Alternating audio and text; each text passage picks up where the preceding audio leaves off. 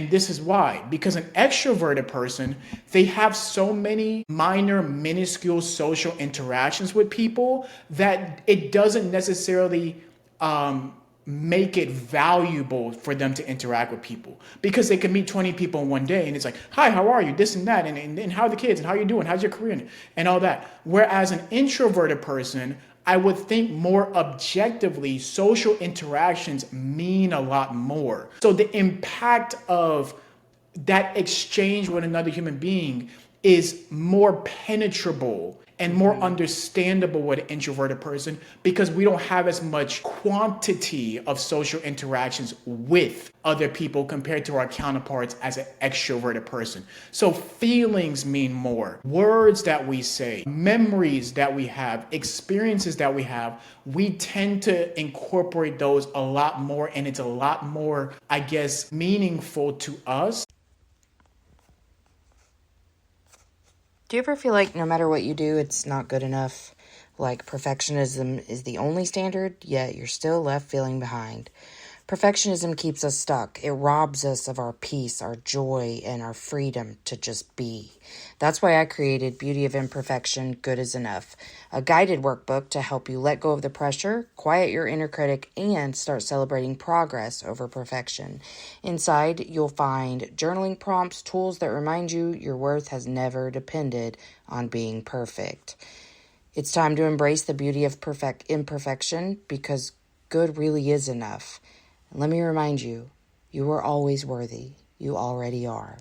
Get your copy today.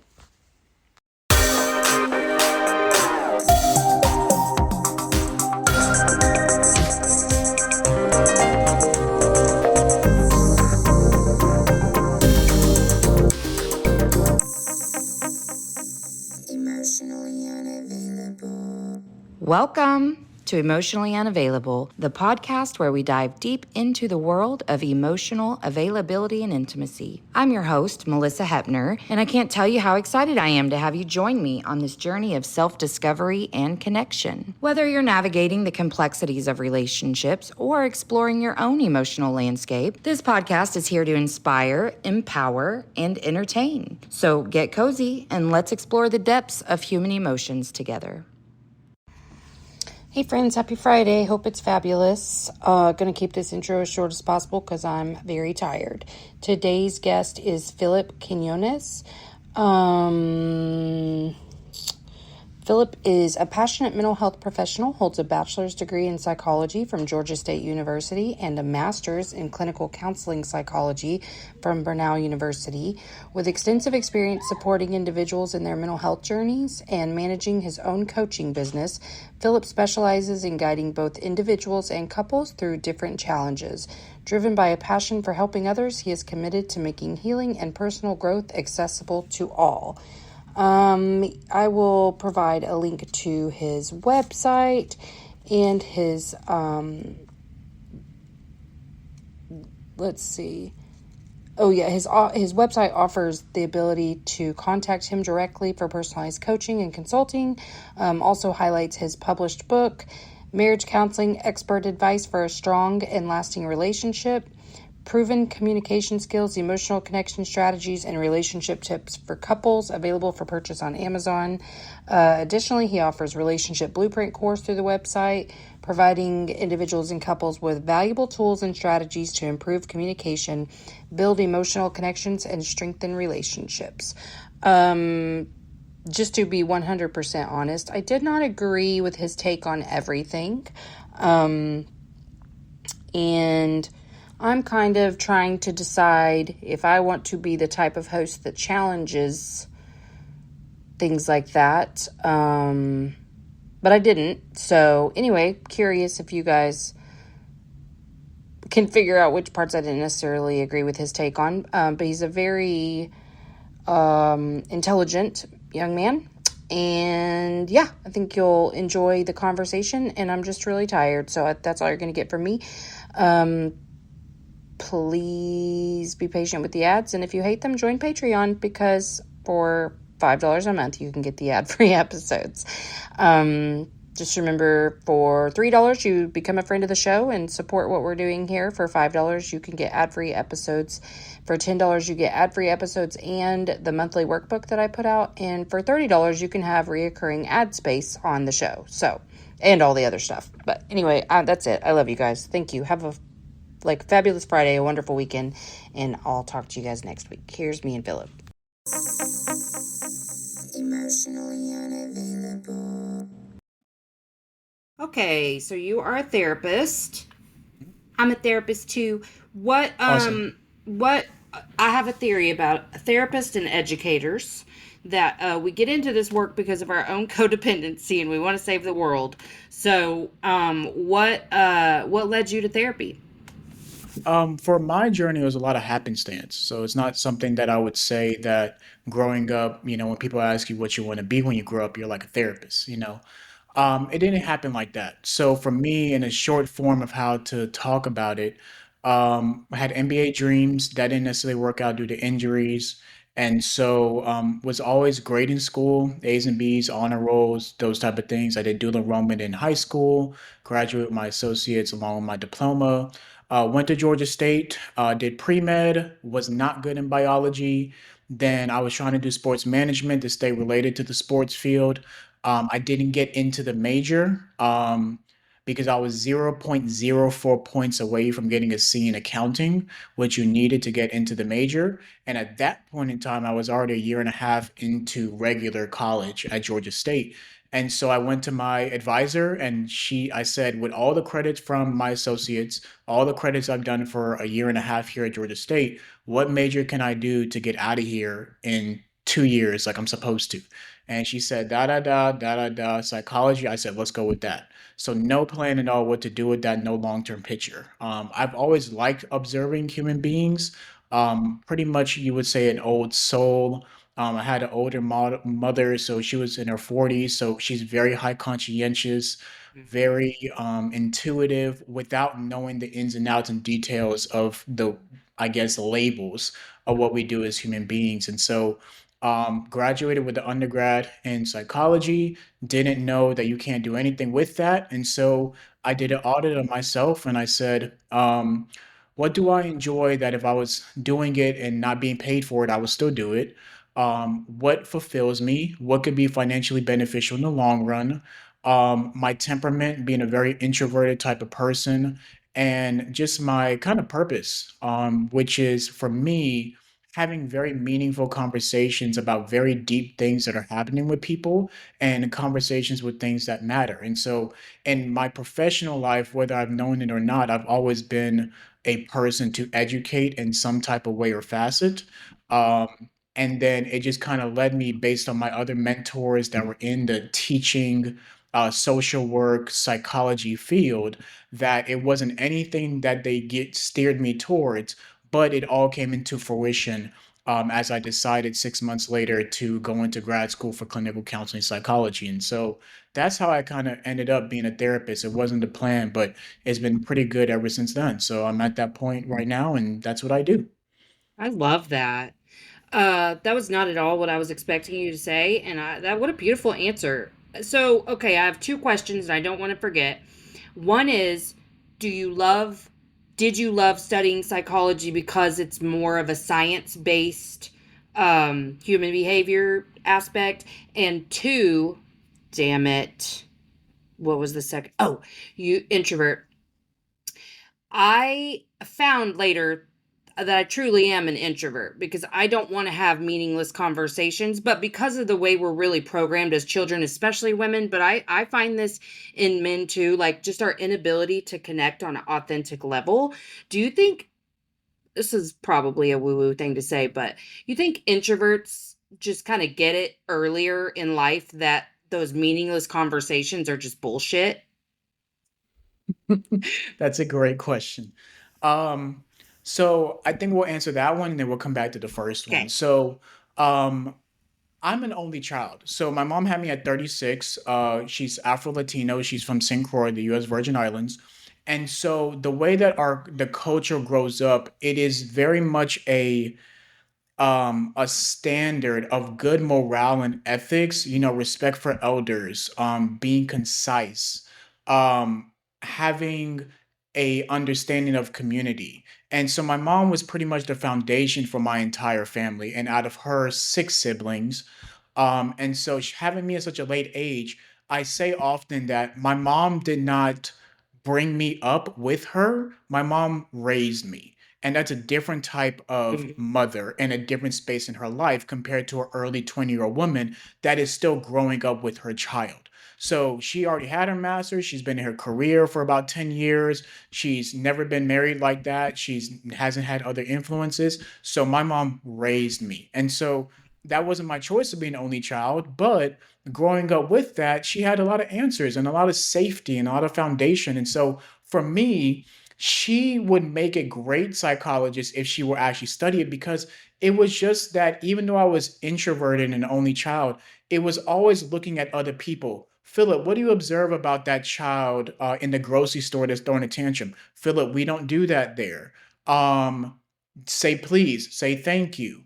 You know, they don't have as much as we do. So bring them this. Whether it was in sports and I was better at sports than other people, I always got my teammates involved. And then look at how the family liked that their kid that may not have been there and coordinated, they were there for a different reason. So I supported them in that type of way. And so just those things made me more aware beyond just the surface levels of what I was doing. And so being introverted, now identifying with that, it's just to myself naturally. And so for myself, an introverted person has the ability to be more objective in their interactions with life.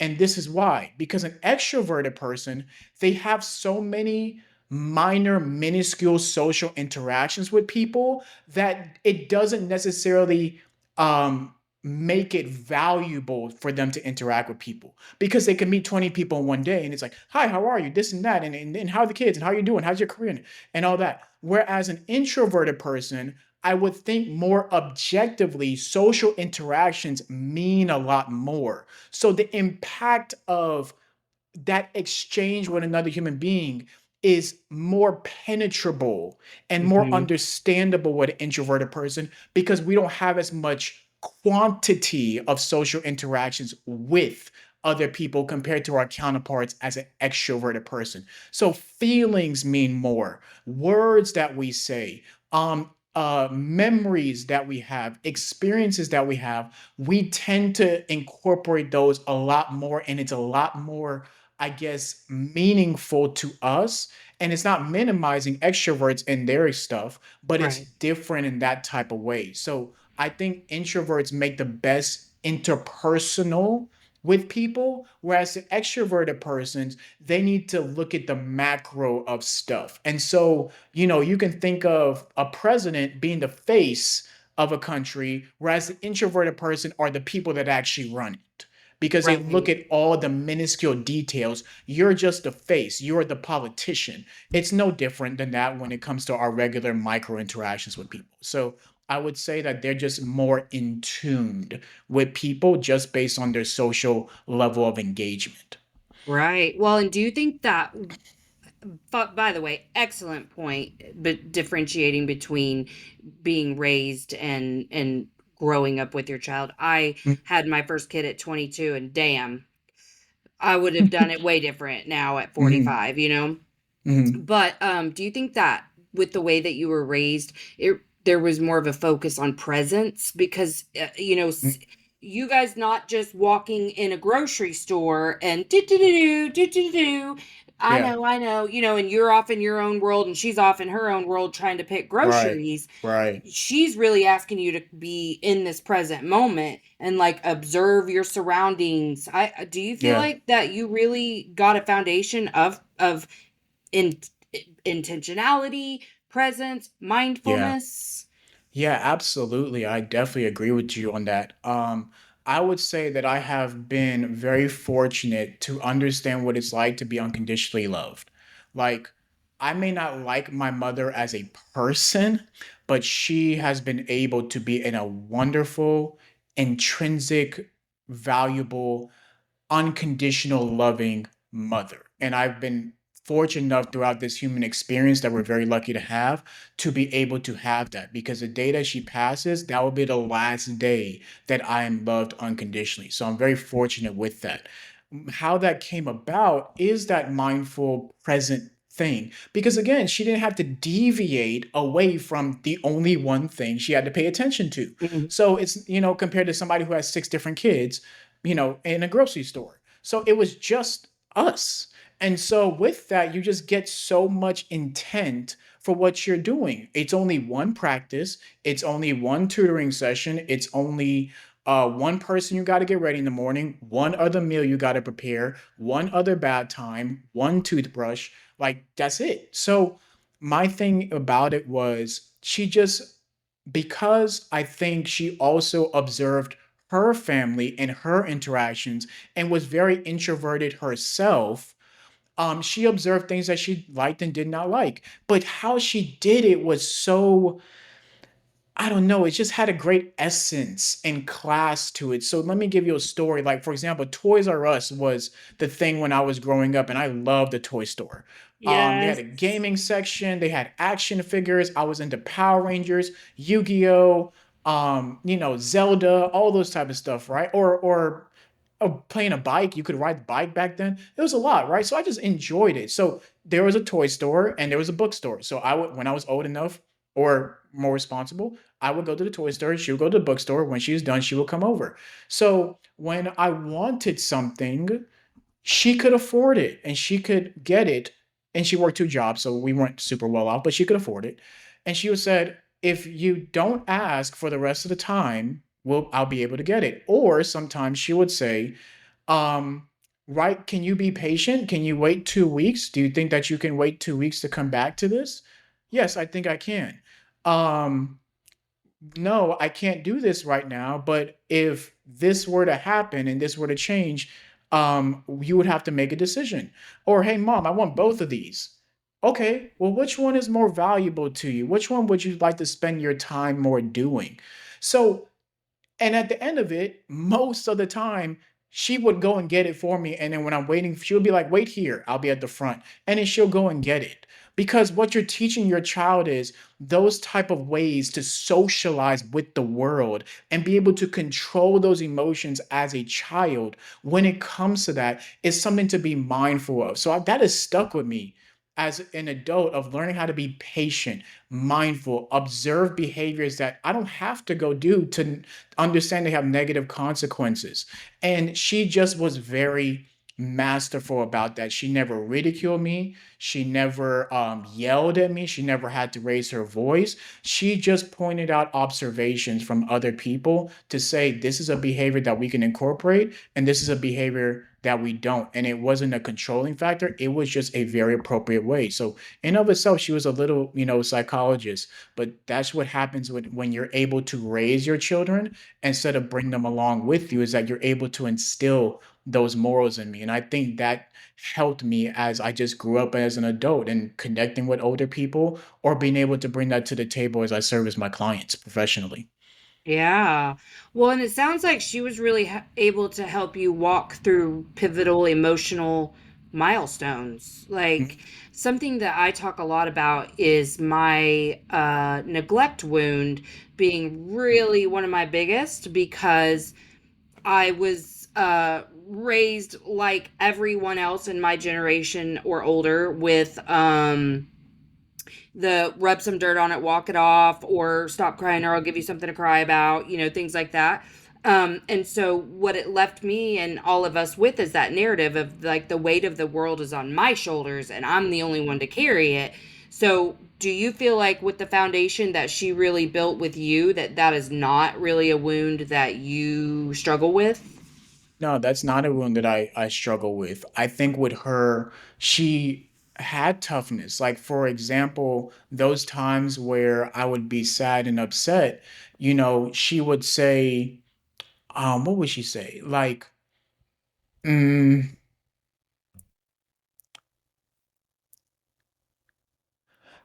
in those circumstances, she would make the decision for me. As in, if it was something that I haven't done before, and I say, no, I don't want to do that because I'm comfortable where I am, she would say, no, we're still going to go and do it because you're going to have a good time. And so 99% of the time, once I go and did it, she'll say, did you have a good time? Yeah, mom, I'm so glad that I went.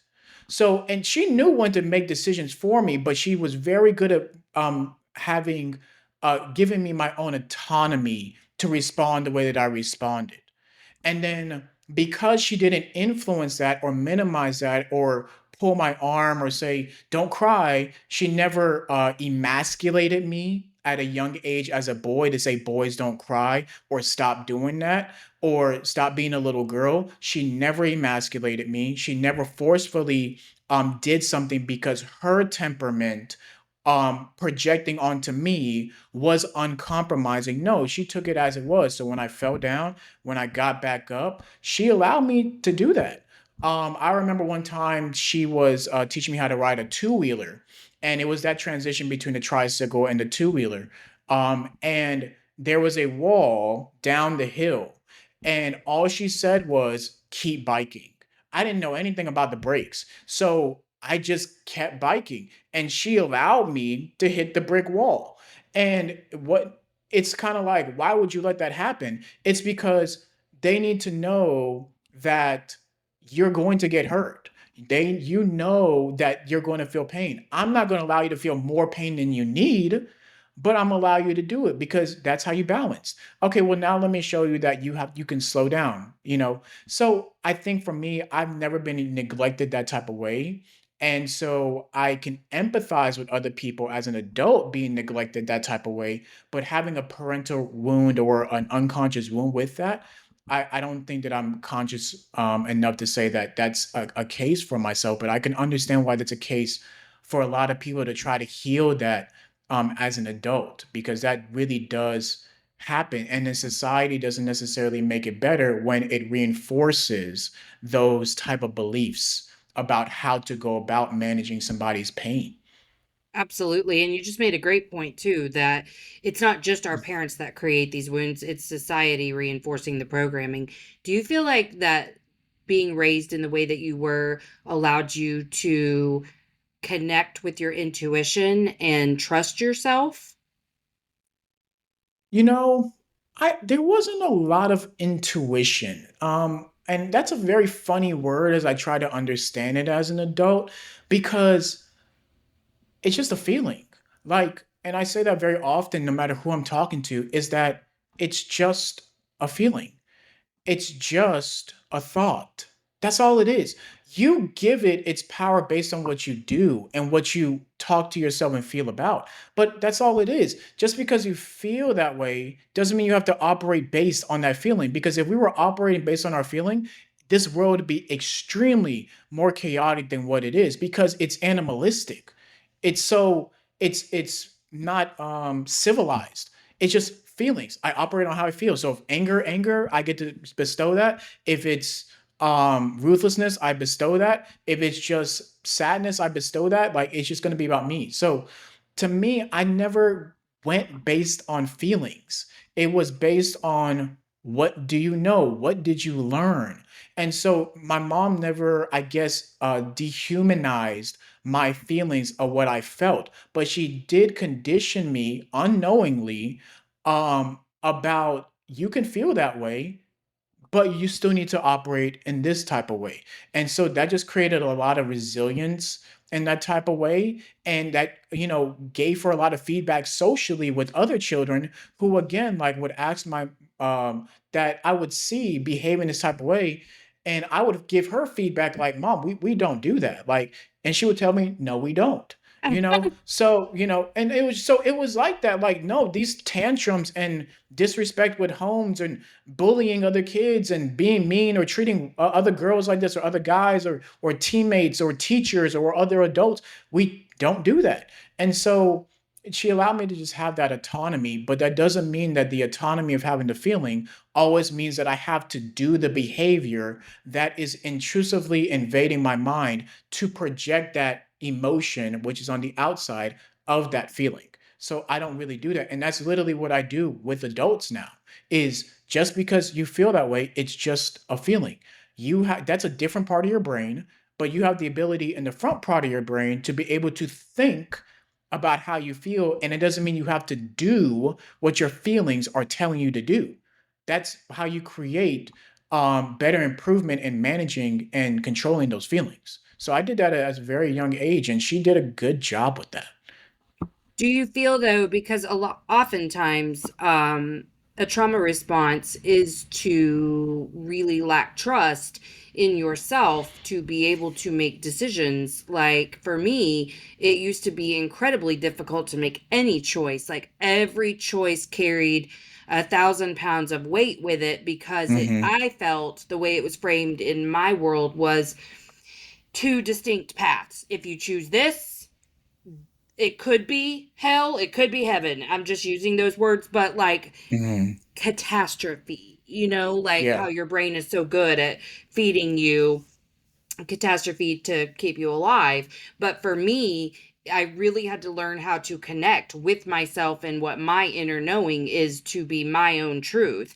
And I think, like, regardless of structure, I'll say, um, like autonomy, we are allowed to have an inner truth that guides us. And so Yes. I know it took a really long time for me to connect with that and feel embodied and empowered enough to make decisions that I felt like were good for me, because I like to say I made all the right decisions, like from, till post-secondary college and whatever. Like I was the golden child in my family. Okay. So Okay. I was doing all of the right decisions, but for all of the wrong reasons. So when it got to a place where I decided I'm not making decisions from a place of pleasing everyone, where do I make that decision from? No, absolutely. I think that there are two things that popped up in my mind. One is I try to get people to have relation with their negative feelings. Okay. So, foundationally, something that I use as a tool with clients is in our foundation of our feelings, we have six main foundational feelings. Four out of those six are negative. So, what does that tell us about our feelings and our experience as a human being? It means 66% of the time, you're going to be operating within a negative feeling. What happens is a society tells you that you should be fighting for those other two out of the six. And if you're not operating within those type of way, whether it's your decisions, your behaviors, your choices, you need to be, there's something wrong with you. And I'm like, no, it's not. You just are fighting the relation of not understanding that these negative feelings could be a catalyst for you to be better. Because you have to imagine, right? If it's something positive and it's going good for you, would you want to change it? No. So it tells us in human behavior, in our nature, we only can change based on negative feelings. You don't change based on positive feelings because it's positive. So how you have a relation to that is saying, no, this is trying to tell you something. And so when you are growing up with those type of black and white, or what we call polarized thinking of it's heaven or hell, good or right, there's a positive consequence or there's a negative consequence. We call that polarized black and white thinking, all or nothing type of thinking. What it's saying is that, well, what feelings am I experiencing with this experience that is triggering that? Okay, I know that this is just a wound. This is a wound where I didn't have the autonomy, or my autonomy was stripped to be ridiculed for making a decision for myself. But what does that say? I have to use my executive functioning part of my brain to say, I can think and hold on to that because it was useful for me. It protected me. It got me to this point. But it doesn't mean it has to be the same fuel, as I do have the privilege, based on my free will and being a self sufficient adult, to make decisions that may be fulfilling, to have more experiences of those positive feelings down below. So, what I need to do, I need to remind myself of that, because your trauma is a wound.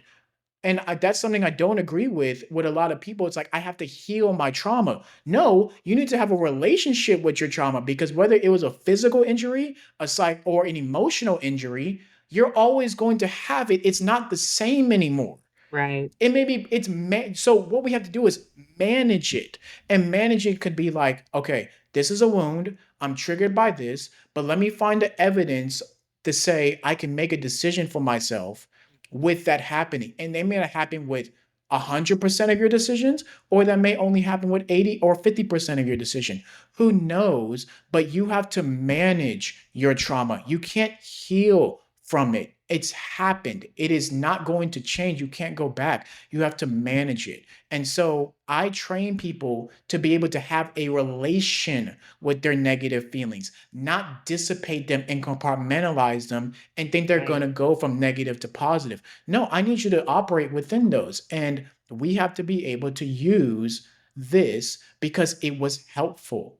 It helped you survive. It helped you be safe in some type of way, but you don't have to choose that going forward. You can make different and better choices for yourself now. Absolutely. And something that just occurred to me yesterday, because I used to classify like I was on a healing journey. Um, and I had so much trauma to understand and unpack because I had minimalized it my entire life and dismissed it and thought it didn't affect me because I'm not doing the things my brothers did, you know. But then I got to an understanding where it's like, well, healing is not about fixing anything. It's not about a destination point. It's about loving yourself for the fact that you're a really fucking messy human being and you can love yourself unconditionally, have unconditional positive regard regardless. Like I'm still going to work. I'm still going to like be better and evolve. But it was yesterday the word growing just sparked for me where it was like that's what this is. It's just growth. It's just evolution. I had some experiences. I wanted better.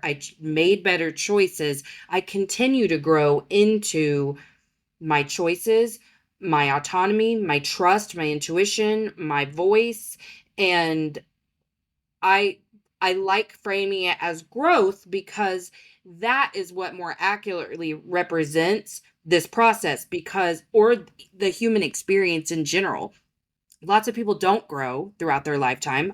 We see them as clients, but they we know if we frame it as growth, there's not an end point. You're not going to be grown if you want to get the most out of this lifetime. You're going to continue to be curious anytime you have a negative response to something. I know for myself, I don't take anything as seriously as I used to in terms of my internal processing. I What I discovered was that the core center of all of the disaster that I was really just sinking in was my overthinking and constant just negative self-talk and shame and blame and fear and doubt. So learning to control the way I use my brain has been the key for me. But I'm a woman who has frequent shifts in my hormones. So some of those hormones will make me like just random shit to pop up to either worry about or be pissed about or sometimes be happy about. That would be nice if that happened more often. But it's usually like, oh my God, I got to worry all of a sudden or whatever. I used to latch on to something like that for hours, days. Now I'm like, what the hell is that? Why is this coming up? I think curiosity about Right, any of right. those internal processes really sets you free. Absolutely. No, I agree with you on that. So, in our field, you would say that you're more prone to neuroticism, which Mm-hmm. is the units of experiencing negative feelings per unit of stress. Women are more in tune with that, again, because it's a chemical thing and it's also an animalistic thing because you have to attend to children. So, I think what happens is, and this happens often in therapy, is that people don't attend to the negative when the positive is continuing to happen. But they definitely attend to it when the negative is happening, and that makes sense. But it's kind of like if for a week you're PMSing and you're going through your period and you have all these, hormonal fluctuations and stress and all these type of things happening with you, or even if it's in a relationship and negative things are happening, you need to take the opportunity, that moment of those other 3 weeks or those other 2 weeks, depending, to look back and say, what do I need to put in place when I feel this coming on? How do I need to warn my social support system of how to treat me? How do I warn the men around me that I'm starting this? But a lot of people don't put those antecedents, the thing that happens before the thing happens. They don't put the antecedents when they are doing well, when they are going to experience something.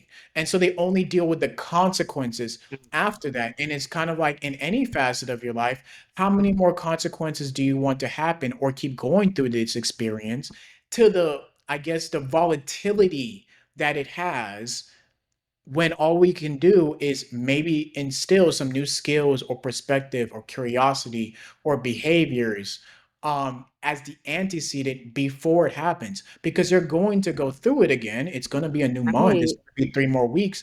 But how do you prepare yourself and other people in order to manage that when you are going through that? And a lot of people in many different facets don't do that very well. And that's, why we have a job. So to help them. Right, right. No, I love the way you have framed that because it wasn't until I got so attuned to my body, like different sensations, that I went through a really stressful period.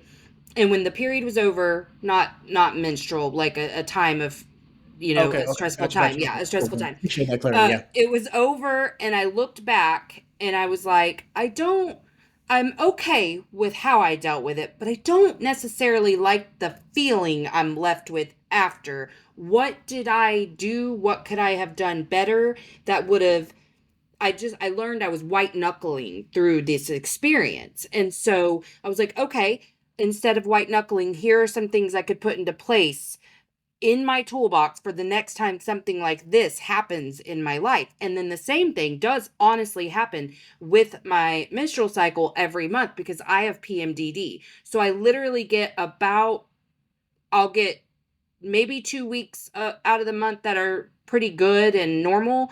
Oftentimes not even that, just because my body responds so crazy to estrogen and progesterone. So the spikes get me every time.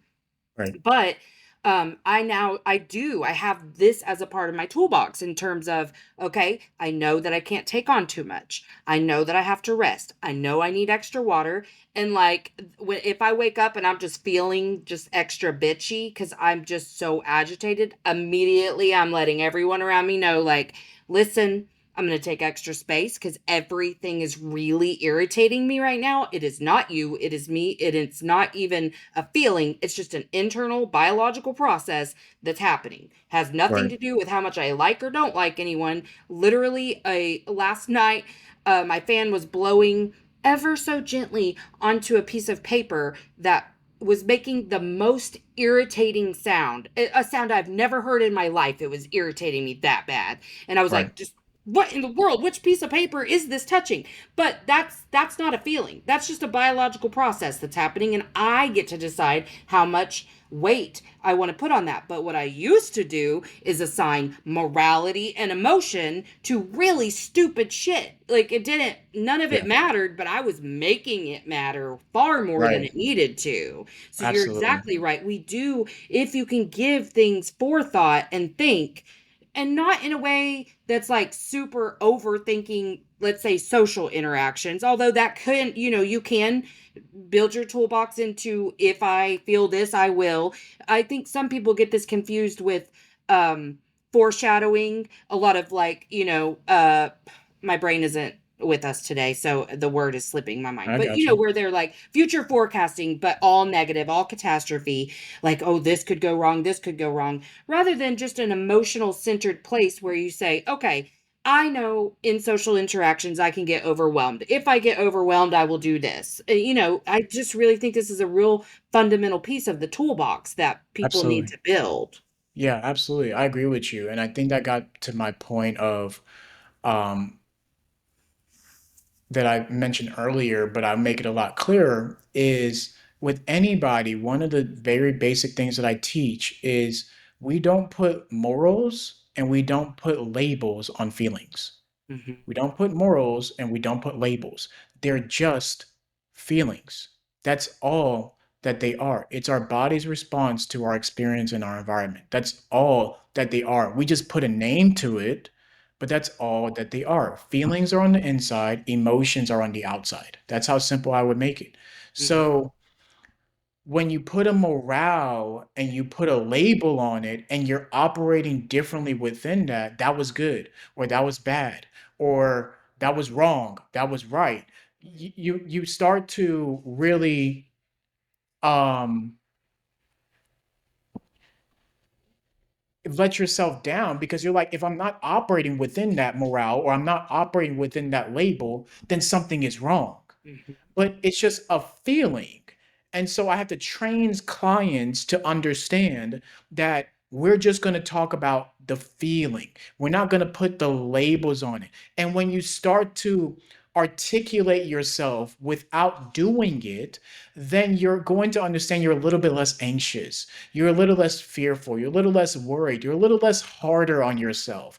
Because if I'm not operating that way, cool. Like if it was wrong, it was wrong. It was right, it was right. If it was masculine, it was feminine, it was correct, incorrect, it doesn't matter. It's just a feeling about that. Now, as we translate that to behaviors, you can't you need to put morals and labels on behaviors because Right. there are certain things in society that are right or wrong as we interact with other human beings. So but Right. a feeling what's happened internally um doesn't need that type of battle. It doesn't need that. So I train clients on that. The other thing that I was thinking about is that I train my female clients a little bit differently than I train my male clients. And this is not a stereotype, this is just literally my observation. My observation is when women come to me, I have literally measured objectively their feeling statements. And what happens is because they operate more from an emotional basis, that's completely normal as we are introduced to therapy recovery. With men, it's a little bit opposite. They're very more logical, analytical. It's about things. And Hmm. so with women, I want them to start to operate more in the executive functioning part of their brains and measure the progress with that compared to just saying, oh, I feel this way. Whereas with men, I actually want you to be more in tune with how you feel because the issue is that you just do, but you don't take time for what's happening on the inside. So, even though that's a very stereotypical type of thing, I think that I operate them differently that way. And it's been pretty successful to look at a woman make a lot of feeling statements and operate her behaviors or the symptoms that she's experiencing from her feelings. And when she starts to think and make more thought statements and be more curious analytically, it helps her manage her feelings because she's going to naturally have more. Whereas with a man, it's like, what you do, I want you to start to be in tune and more mindful about how you feel about those because we call that depression. We call that being anxious. We call that feeling incompetent. Like now we need to I need you to be aware of these words because you know what's happening. You just don't know the feelings labeled enough to associate with what's going on. So I kind of manage men and women that way. It's not just something that happens because you have some women that are more conscientious and they need to be a little bit more in tune with what they're feeling about those, especially underneath. And there's Hmm. some men that are very emotional, where again, maybe they have to provoke more executive functioning and more thoughts. So, but on average, it's pretty much been like that so far in my career Yeah. with female and male clients. Yeah. I really find for myself that um, I learned at a really young age how to intellectualize all of my experiences. So even though there were a lot of emotions, I, like so many of my generation and older, really didn't know how to connect with the emotion. That was something that I really had to learn, was how to stop intellectualizing everything, because I thought the more I thought about it and dissected it, categorized it, all the things, that was the way to You'll find your resolving answer. whatever was Right. going on, you know? But yeah, I had to like go, okay, why was I so pissed just then? Because everything manifested outwardly as anger for me. Yeah. So I'd be like, why was I so pissed? What was I thinking about? Oh, okay. Oh, I felt rejected.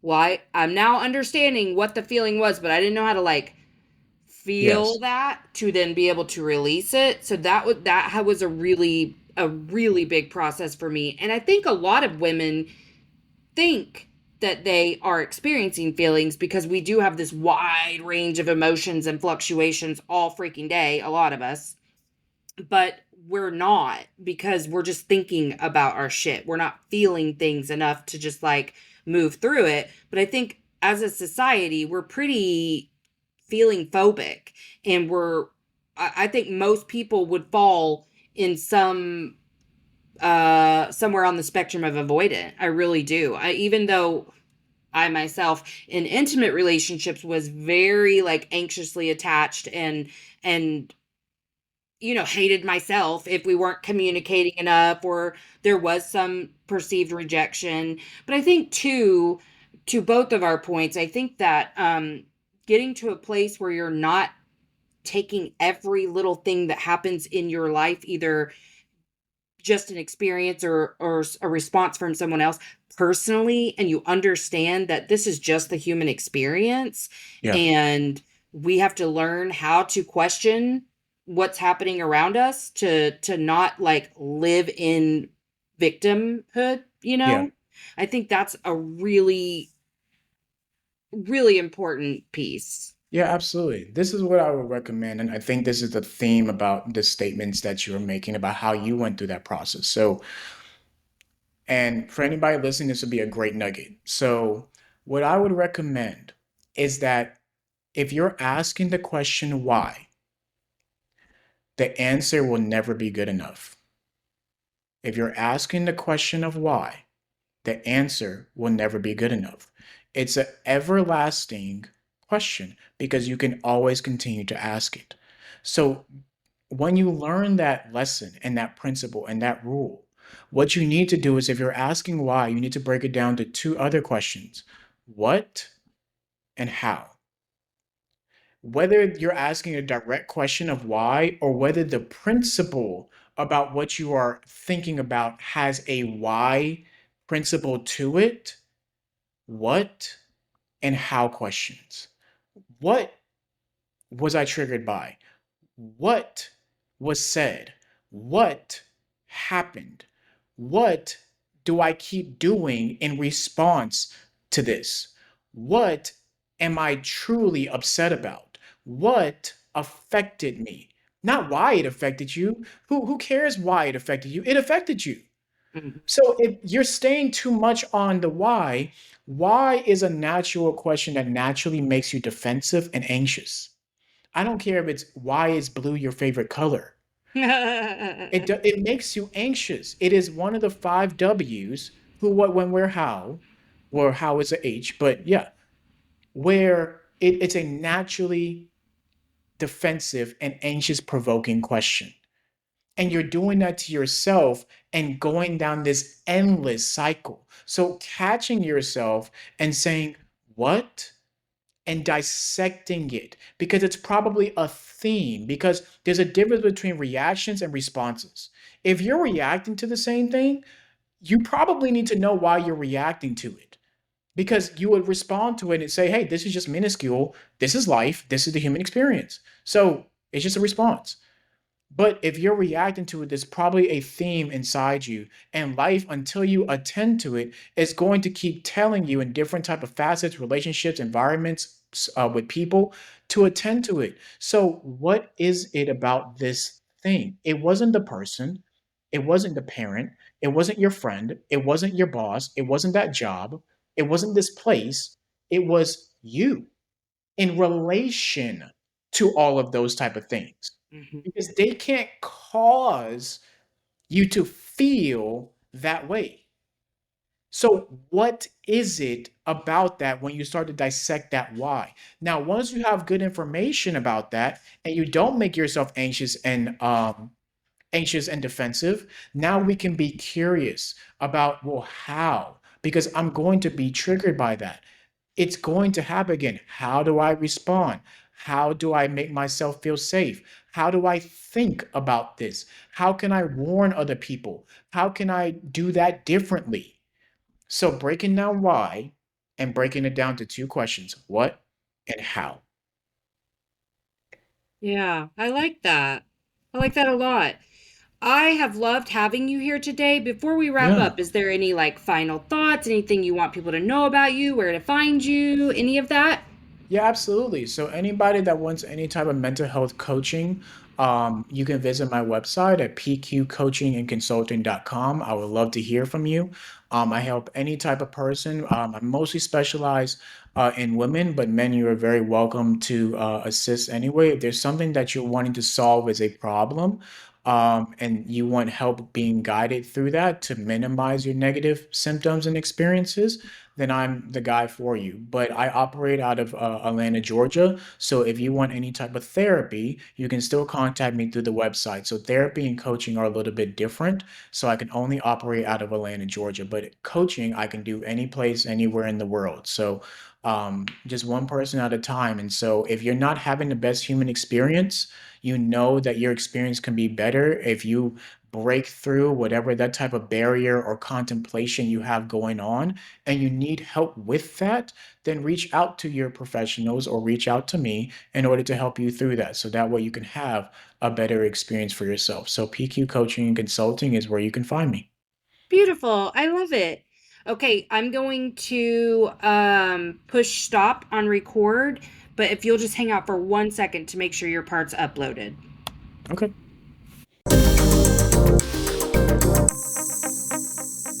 Emotionally unavailable. Hey, make sure you've given the show a 5-star rating on whatever platform you're listening to if you haven't already. And check out my website, empoweredwithmelisahepner.org, or my link tree on Instagram at melissa.hepner to check out my latest offers or workshops. All right, that's it from me. So make sure that you check out the show notes for links. And until next time, let's all just keep swimming. Emotionally unavailable. INDEPE and cut.